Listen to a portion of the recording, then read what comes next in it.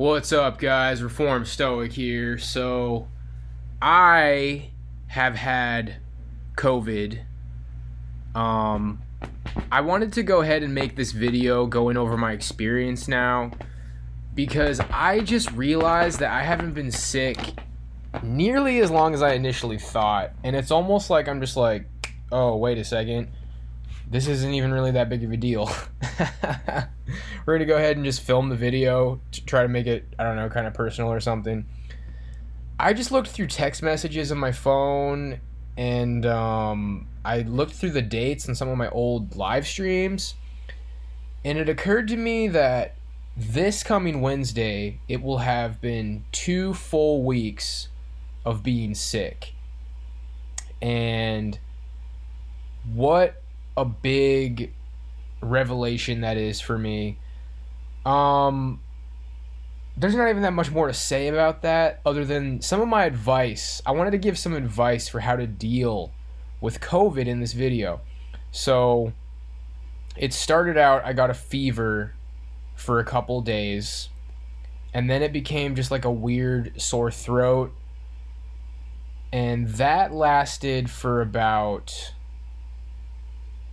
Okay, so once it got to Sunday, so that was Wednesday, Thursday, Friday, Saturday. So on about day 5 is like when this weird paranoia started to sink in. And that's when like the really hard parts of COVID started for me. Like I went to church and played that Sunday, but I was really like having a panic attack quietly in church.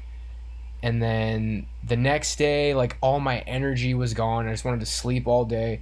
And that's how that whole week was for me. And that's the stage that I really want to give advice about. Like when your energy is gone and you just want to lie down all the time. Your resting heart rate is going to be kind of elevated. So much of the battle is going to be mental.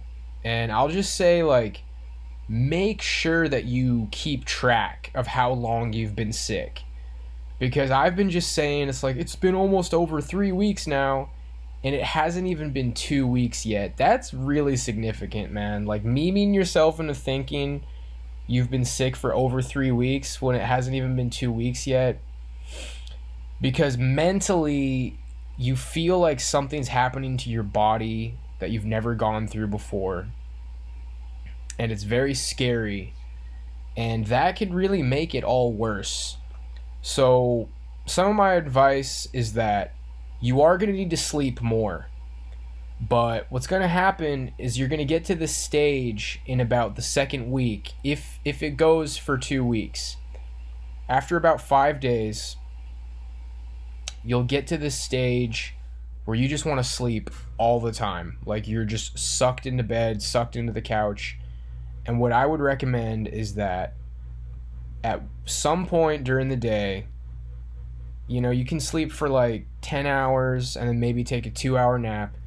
And then you're just going to want to sit yourself up and force yourself to stay up. After about like 20 to 30 minutes of sitting up, you will be able to like stay awake. And I'd recommend that. Because if you allow yourself to sleep longer than that, these mental effects are going to start sinking in. You're going to start getting really paranoid and depressed, and you're going to start really worrying. So my first tip is like keep track of time so you don't meme yourself into thinking you've been sick longer than you have. Second tip is force yourself not to sleep all day. You know, sleep for like 10 hours at night and then maybe come to the couch and sleep for another 2 hours if you really feel like you need to. But then you're going to want to like keep sleeping. Wake yourself up, pick out a movie that you like, watch a movie, and, you know, use a little bit of caffeine. Use like white tea. See, white tea is really low caffeine. I feel like maybe coffee gave me a panic attack the other day. White tea is like an insignificant amount of caffeine. That will like help you stay up. So then with supplements, be really careful, man. You're going to read stuff that tells you to like stack up on supplements. I think the supplement that I highly recommend is turmeric.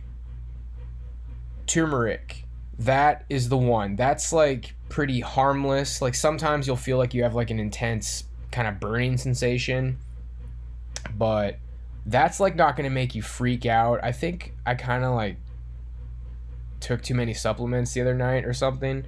I ended up pulling an all-nighter, and then I took my whole stack of supplements. It really might have been the NAC, because I took my second dose of NAC like late night before, and then I took my whole stack again.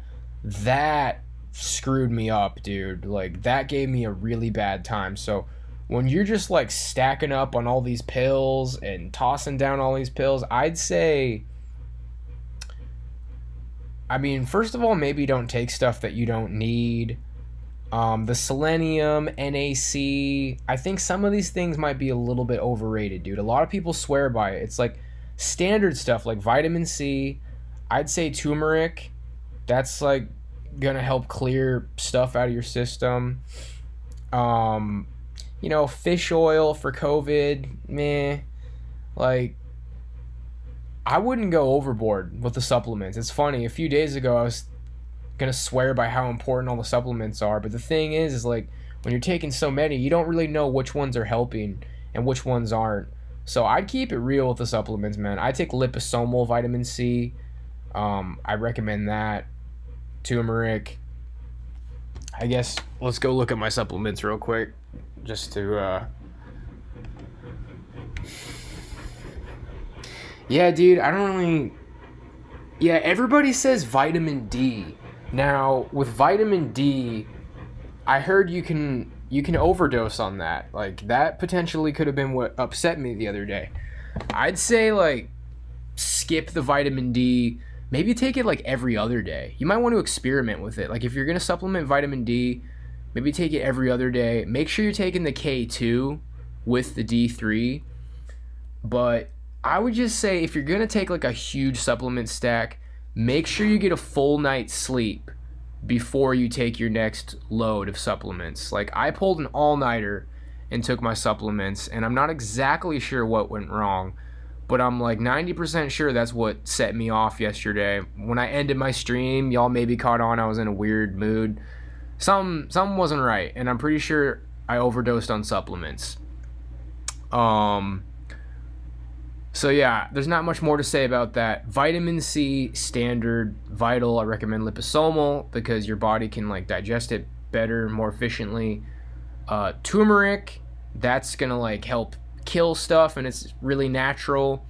Everybody recommends the vitamin D3. I'd say maybe every other day, or take it 2 days on, 1 day off.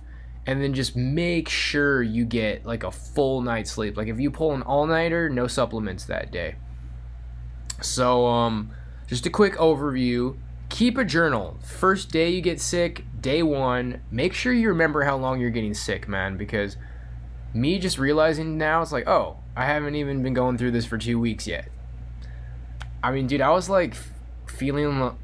I've been thinking about death like this whole time, and I went through some really scary stuff, man. I had a couple of panic attacks. Like, if your breathing starts to get hard, I would just say, like, calm down. I got one of these things.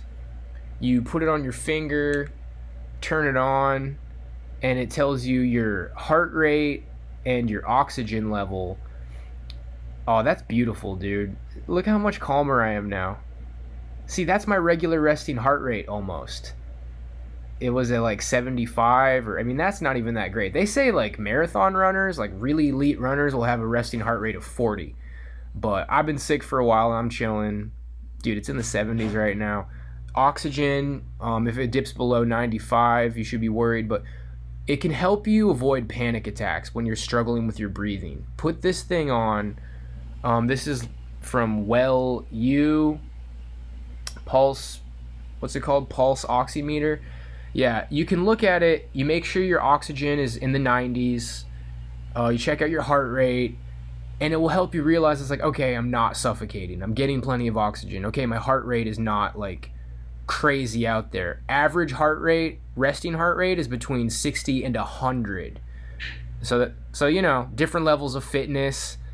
For me, when I was looking at mine, and my resting heart rate was like 90. It's like, yikes, dude. I ran about 4.5 miles in like 28 minutes the other day. Like, that doesn't really sound right. So that will help you avoid panic attacks. Mental, guys, mental.